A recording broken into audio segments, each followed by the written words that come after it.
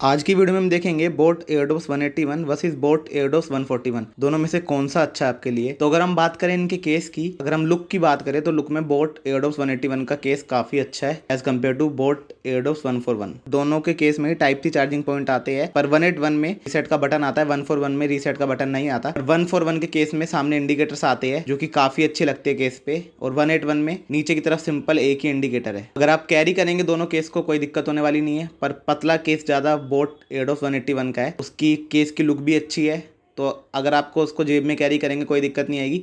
141 थोड़ा सा बड़ा लगता है, पर एज सच आपको ऐसा कोई इशू आएगा नहीं। केस के हिसाब से दोनों ही बढ़िया है। तो अगर हम बात करें इनकी स्पेसिफिकेशन की, बोट एयरडोस 181 में 10 mm के डायनेमिक ड्राइवर्स आते हैं, और वहीं बोट एयरडोस 141 में 8 mm के डायनेमिक ड्राइवर्स आते हैं। दोनों ही IPX4 water and sweat resistance है, और बोट एयरडोस 141 में ब्लूटूथ वर्जन 5.1 की कनेक्टिविटी है, 181 में ब्लूटूथ वर्जन 5.2 की कनेक्टिविटी है। तो कनेक्टिविटी में दोनों ही सेम है, दोनों में ही IPX रेटिंग है, दोनों में ही टच कंट्रोल्स आते हैं, दोनों में ही ENX टेक्नोलॉजी है जो कि नॉइज कैंसिल करती है, और दोनों में ही बीस्ट मोड है। अगर हम दोनों के प्लेबैक टाइम की बात करें तो 141 का 42 आवर्स तक का प्लेबैक टाइम देता है विद केस, और 181 20 आवर्स तक का देता है। तो अगर आपको एक ऐसे ईयरबड्स चाहिए जो आपका देर तक साथ दे, तो आप 141 के साथ जाइए। अगर हम दोनों के ईयरबड्स की बात करें तो 181 के ईयरबड्स लुकिंग वाइज ज़्यादा अच्छे हैं 141 से। ये छोटे भी है और इनकी लुक काफ़ी अच्छी लगती है, और ये फिटिंग भी इसकी काफ़ी सही है। अगर आप 141 की बात करें, ये हल्के से बड़े हैं, पर इनकी फिटिंग काफ़ी अच्छी है। इनकी फिटिंग 181 से अच्छी है।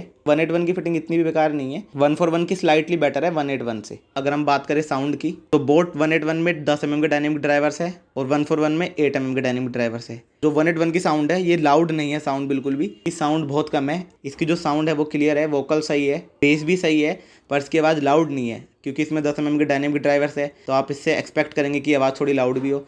इससे ज़्यादा 141 की आवाज़ ज़्यादा लाउड है। 141 में जबकि 8 mm के डायनेमिक ड्राइवर्स है, उसकी आवाज़ ज़्यादा लाउड है। बोट एयरडोस 141 की आवाज़ लाउड है, वोकल्स भी काफ़ी अच्छे है, और उसमें बेस काफ़ी अच्छी है। 181 में क्योंकि साउंड लो है तो आपको इतना पता नहीं चलता बेस, अब उसमें भी बेस है पर इतनी बेकार भी नहीं है, पर क्योंकि ज़्यादा लाउड आवाज़ 141 की, तो ओवरऑल सुनने में ज़्यादा अच्छा साउंड 141 में लगता है। अगर हम बात करें इसकी कॉलिंग क्वालिटी की, तो दोनों की कॉलिंग क्वालिटी अच्छी है। मेरे को हल्की सी स्लाइटली बेटर 181 की लगी।